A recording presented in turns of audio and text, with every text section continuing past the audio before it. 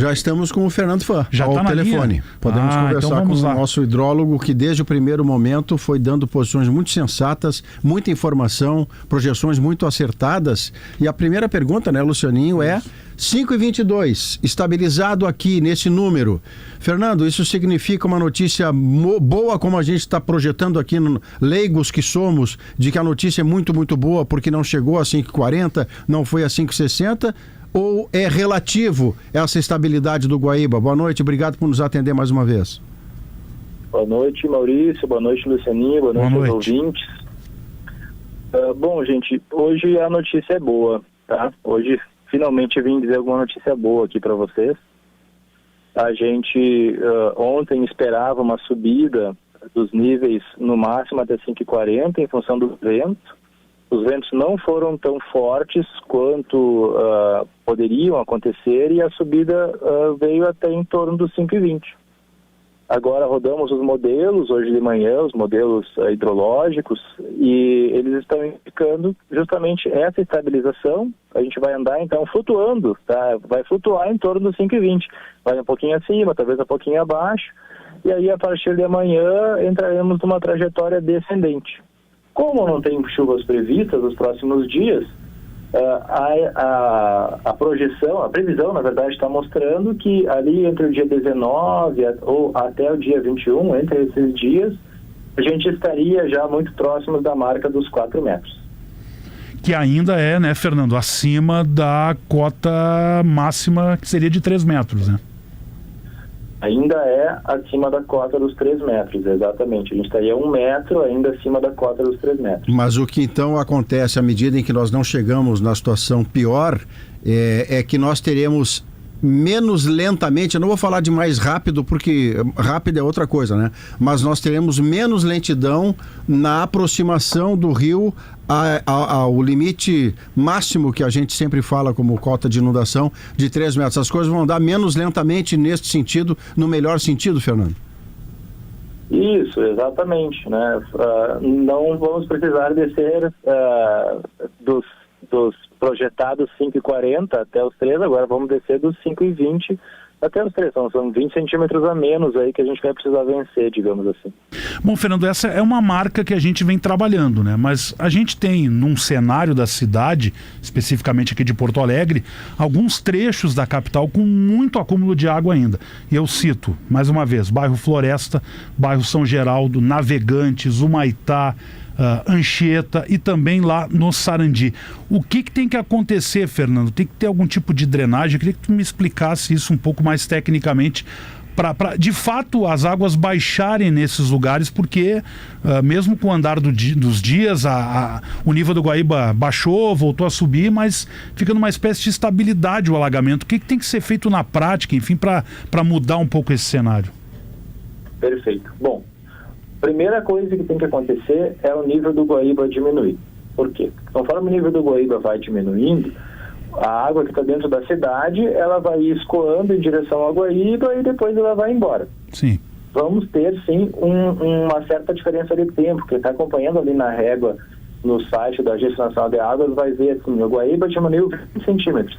Ela vai medir ali na sua rua e vai ter diminuído 10. Ela vai falar assim, mas não está acontecendo o efeito que eu esperava.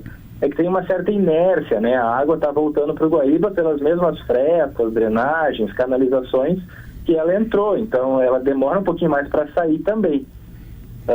Esse é o primeiro efeito. Então, conforme a gente vai esvaziando o Guaíba, ele vai diminuir 30 centímetros daqui a 2 dias, por exemplo. Tá? Exemplo. E aí, na nossa cidade, no pé ali da nossa casa, digamos assim, a gente vai ver ele diminuir 25, porque ele está drenando de volta, e logo ele vai diminuir os mesmos 30, tá? Então, número 1, esse é o efeito número 1 e o mais importante de todos, Guaíba diminuir. Número 2, alguns locais, as casas de bomba vão sendo religadas. Conforme isso vai acontecendo, a própria casa de bombas também vai bombeando água para fora, e esses locais vão secando antes, inclusive se esses locais ficarem no nível, né, abaixo do nível do Guaíba. Então, esse seria o efeito adicional, digamos, que a gente vai ter, né, com as pessoas do DEMAI trabalhando agora, né, e religando as casas de bomba. E o terceiro ponto é assim, alguns pontos eles são abaixo da cota 3, por exemplo, do Guaíba. E nesses pontos que acumulou água, se não tem casa de bombas para bombear essa água desse local, a gente vai ter que drenar essa água de algum jeito. Seja levando alguma bomba até ali para retirar ela. Ou esperar, o que possivelmente vai demorar bastante tempo, né, que essa água evapore ou infiltre. Mas isso demora bastante, porque esses efeitos, ainda mais nesses dias, né, mais chuvosos, eles são relativamente pequenos. O senhor tem à disposição quais são esses lugares, enfim, onde essa dificuldade é maior dessa água ser retirada, desse último caso que o senhor citou há pouco? Infelizmente eu não tenho na mão aqui para falar para vocês, Luciano. Sim. Fernando, deixa eu te perguntar o que, assim, há instantes, 10 minutos, se tanto a gente estava comentando, quando o Lucianinho passava a régua aqui sobre zonas da cidade, como a Zona Norte, onde você não percebe a melhora que já se percebe em outro lugar da cidade, em outros lugares da cidade, de água baixando, de água parando de subir, de bombas religadas e tudo mais. A sensação que nós ficamos aqui na condição de leigos, de quem enfrenta tudo isso atônito, porque nunca viveu, é que a sensação é de que o sistema de proteção que deveria nos proteger, não nos protegeu. É uma sensação que faz sentido, se você olhar pelo sentido técnico, não, a natureza forçou e fosse lá com o sistema que nós tivéssemos, a natureza teria posto abaixo. O que a gente pensa sobre isso? Bom, esse assunto tem levantado um pouco de discussão, né, nos últimos dias, e assim, do nosso ponto de vista, né, nosso que eu digo eu e de outros colegas que têm se manifestado sobre o assunto, o sistema deveria ter funcionado melhor, né? Então, infelizmente, ele acabou cedendo, né, em vários pontos, por motivos de negligência histórica, provavelmente, né, nossa, da sociedade porto-alegrense, em relação ao sistema que nos protege. Mas é isso, a sensação essa nós estamos tendo também, né? Gostaríamos que ele tivesse funcionado melhor e protegido a gente dessas cotas mais elevadas. E existe alguma coisa que se possa fazer em termos de investimento público, nas esferas várias de governo, estado, município, governo federal, que a gente tenha como prevenção, que se perceba muito rapidamente, Fernando, ou qualquer obra de prevenção a efeitos climáticos como esse, são obras demoradas? O que a gente vai precisar fazer agora, na verdade, é simular como se a gente tivesse sofrido um acidente de avião, que vai uma equipe de investigação e verifica tudo nos mínimos detalhes, por que aquele avião caiu, né? Por que sofreu o acidente. E aí criam-se novos protocolos e modificam-se talvez projetos, né, dos aviões, ou no caso do sistema de proteção contra a cheia, para que isso não ocorra mais. Então, essa é a primeira coisa que a gente tem que fazer, assim, passado a resposta ao desastre, a gente verificar na minúcia, né, o que deu certo, o que deu errado e fazer as propostas de melhorias e protocolos, no caso específico de Porto Alegre, né, em função do que a gente verificou do nosso sistema. Fernando, a gente tem recorrido muito ao trabalho do IPH, especificamente ao teu trabalho, para nos orientar, para passar informações, levar para a nossa audiência. Existe uma relação, a Prefeitura de Porto Alegre, enfim, o próprio DEMAI, eles também trocam figurinhas com vocês, trabalham em conjunto ou não chegam a fazer contato com vocês diretamente? Não, a gente tem sim, trabalham junto. Professores no IPH que são especialistas na parte de hidráulica. Eu, por exemplo, sou mais especialista em hidrologia do que hidráulica. E da hidráulica seria essa parte dos condutos forçados, bombas, e nós temos a nossa equipe de professores do IPH que são especialistas nesse tema, trabalhando em contato junto com o DEMAI, ajudando, por exemplo, na solução da questão de colocar em operação as casas de bombas. Sim. Bom, então, Fernando, a gente está vendo aqui, enfim, por exemplo, alguns relatos que chegam agora que a água voltou a subir um pouco na Padre Cacique. Então, esse tipo de efeito, até certo ponto, entre aspas, ele é natural, nesse processo de estar, daqui a pouco, subindo e baixando o nível. Dá para dizer que não é algo para assustar, é isso? Isso, não é algo para assustar, porque o sistema ele tem uma defasagem, né? Inclusive, isso aconteceu antes também. O Guaíba estava descendo, mas a água estava subindo no Menino Deus, porque as águas ainda estavam se equilibrando, digamos assim, os vasos comunicantes estavam se equilibrando, porque eles não são perfeitamente conectados, eles estão conectados justamente por canalizações, frestas, e por isso tem essa defasagem entre os níveis. Sim.